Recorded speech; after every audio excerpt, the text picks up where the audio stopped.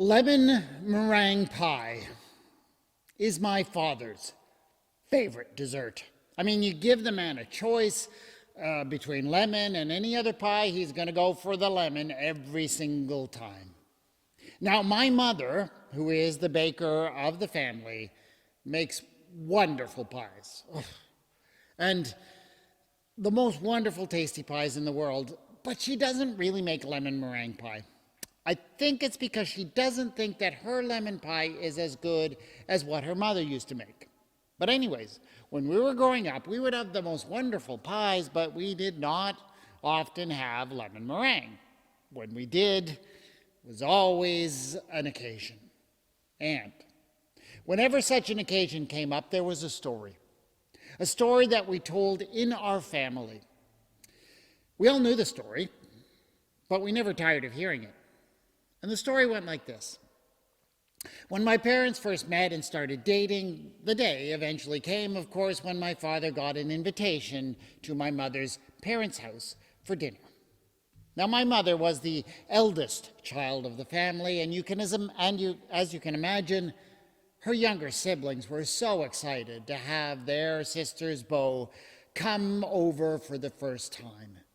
And as the time to dine began to approach, and my mother was helping out in the kitchen, the siblings were entertaining my dad by telling him that my mother had prepared the entire meal, including, they promised, a very special dessert prepared in his honor. It was, of course, a lie. Oh, my mother had helped with supper, but she had hardly prepared all of it, and she had certainly not made the dessert. But I guess you can forgive those younger siblings for their exuberance in talking up their elder.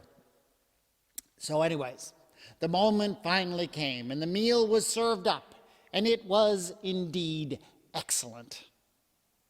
And then finally came the big moment, the dessert. It was my grandmother's inimitable lemon meringue pie.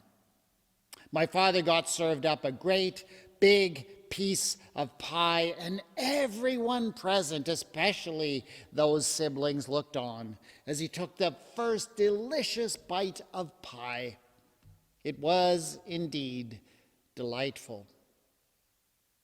But at that very moment, my father looked down. And what did he see nestled in between the lemon and the meringue of his next bite of pie? A giant, dead beetle. Now, at this point, we would all lean forward expectantly until someone would ask the necessary question, "What did Dad do then?" The ritual answer came. He just took out the beetle, put it by the side of his plate, and kept on eating. Now, that was just one of the stories that was told in our house when I was growing up. You probably had stories from your own background that got told. And there's a reason why stories like that get remembered and repeated. And it's more than just that they are funny stories or memories of unusual events. These kinds of stories are remembered because they are stories that give us a meaning, a sense of identity to the people who tell them.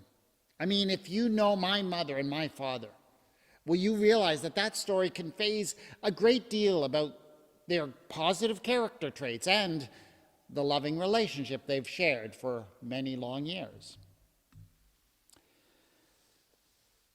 But the other thing about those stories is that they're not exactly the same thing as memories of the actual event.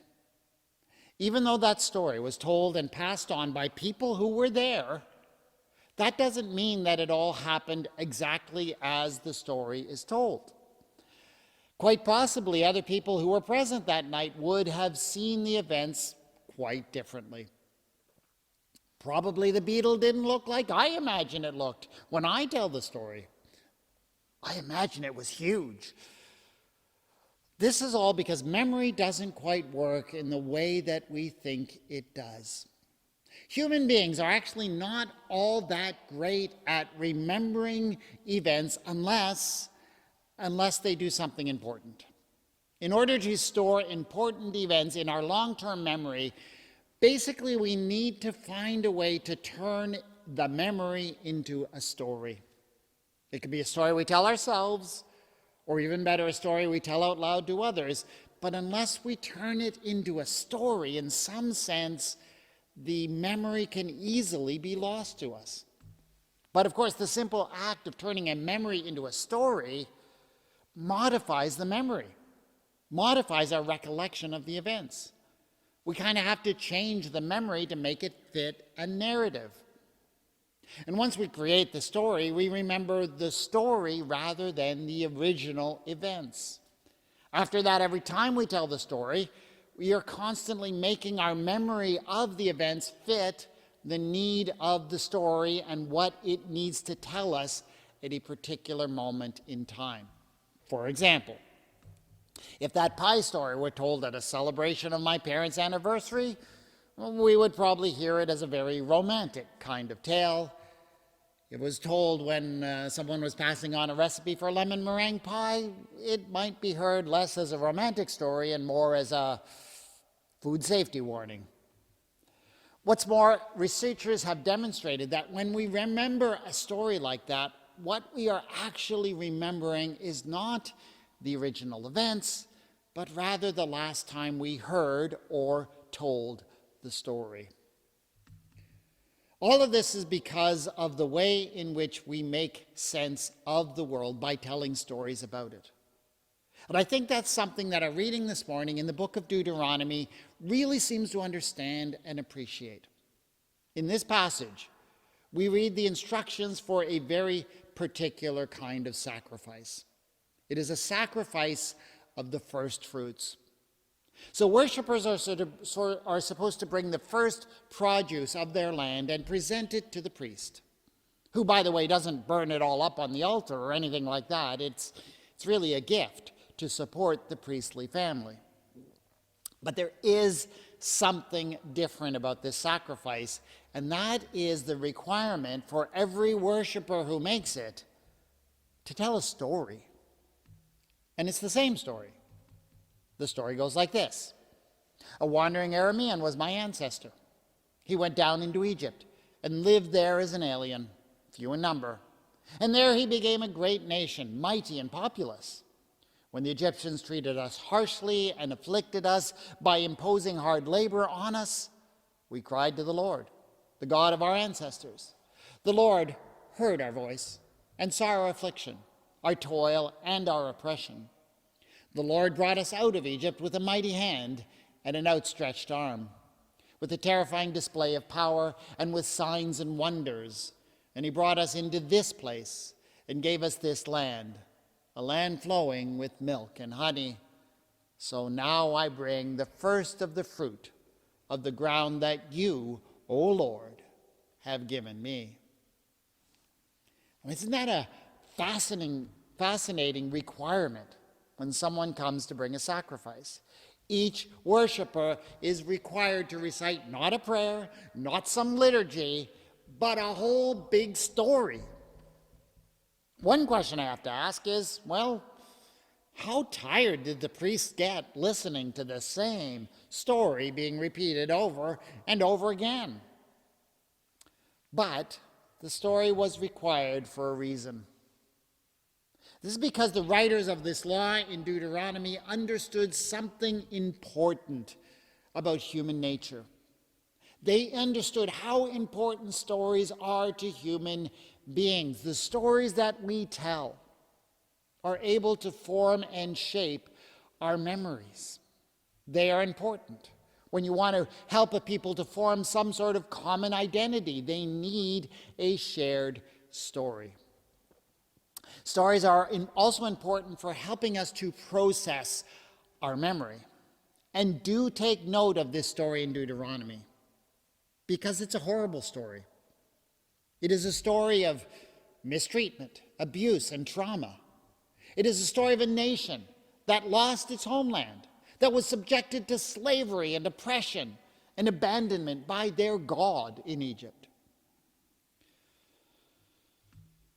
And I'm sure that you are aware of the kind of damage that those kinds of memories of trauma, can do. You have heard, I suppose, of post-traumatic stress syndrome. Basically, PTSD is usually called. When people go through traumatic events and they have memories of those events, they carry them in their mind and even in their body, and those memories can become very destructive in their lives and in their relationships. What's more, the more traumatic the events are, the more potential for damage in those memories. But even mild trauma, if we carry the memory of it around with us in the wrong ways, can have a very damaging effect. And there's one key reason why that happens. You see, when you've lived through difficult events, you generally do not want to think about it. You don't want to remember and dwell on what happened to you, which is, of course, understandable. Remembering stirs up really bad feelings. So people would rather just put that memory out of their mind, right? But remember what I said about us being storytelling creatures. Unless we helpfully integrate a memory into our lives so that we can deal with it in a constructive way, we can't keep it. And in order to do that, we need to turn it into a story. But if you don't want to think about the traumatic event that happened to you, you can't do that. You cannot turn it into a story. And that's how the memory of a negative event can actually become very dangerous.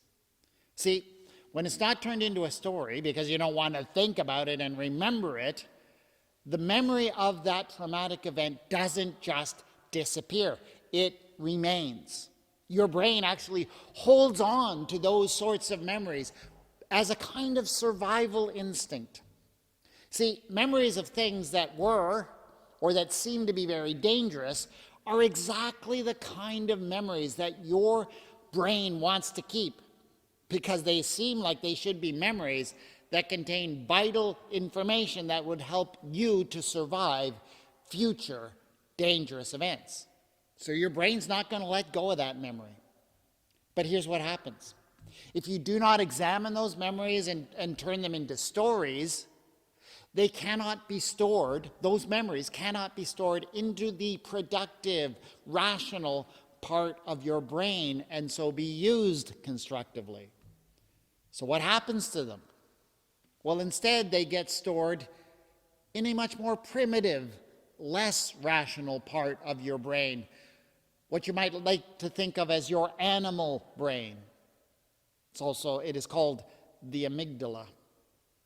And when it's there, you cannot deal with that memory rationally. So what happens is this. When a memory is stored in the amygdala, you tend to be, that memory gets triggered when you are reminded by anything that might remind you of the original traumatic events. And when that memory gets triggered, you will react irrationally. You cannot react rationally. And so sometimes you will react with crazy fear. Sometimes you will react in anger, lashing out even at people you love. As you can imagine, this can cause all kinds of difficult problems in people's lives. So what you need to do is this. You actually need to have the courage to examine your memories of the traumatic events that you lived through. And that can be a really hard thing to do. People often need a lot of help to actually do that.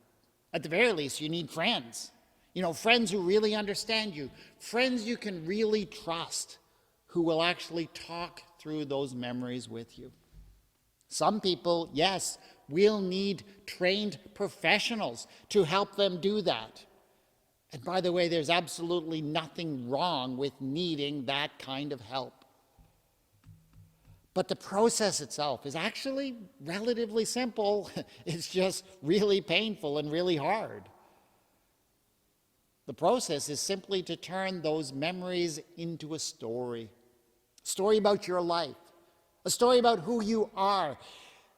It's really about telling a story in which the suffering, the trauma, is not the end of the story, but rather a point on the way to the end.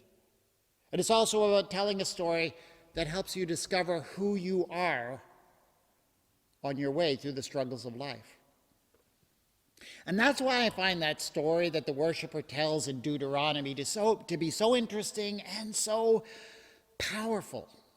Because it is, of course, a story about trauma, slavery, and oppression that an entire nation went through.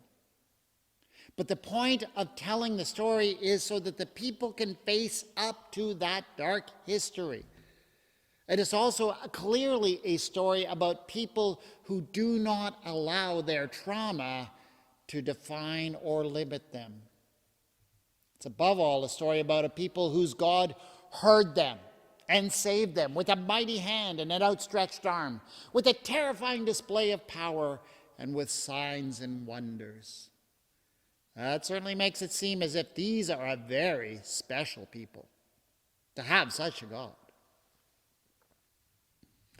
So, here is a challenge I'd like to leave you with today.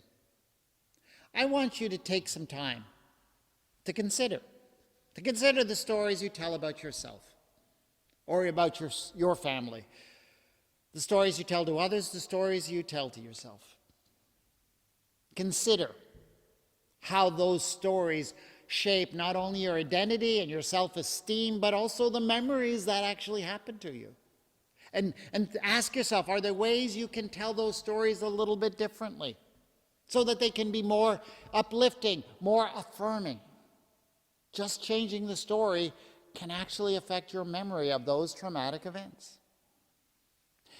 And if you have some events in your life that are particularly hard for you to remember for some very good reasons, if you have some particularly painful memories, we've got an even bigger challenge for you. In a safe context, with someone you really trust, tell the stories of those memories. Find a way to tell those stories that don't make the trauma the end of the story. Consider how they can be stories of your survival, of hope, even victory. Above all, find a way to tell these stories that makes it clear that there was a God who cared about you, was with you even in the midst of what you struggled with. If you are able to find that story, I suspect it will help you to discover the truth that yes, God was there in the middle of your trauma with you. Lord our God, we offer up our memories to you, even the painful ones. Help us to understand these memories. Help us to tell stories, the bigger stories, about how you are with us through the difficult moments of our lives, about how you saved us, how the struggles we have not defined us or limited us, and are certainly not the end of our story. Amen.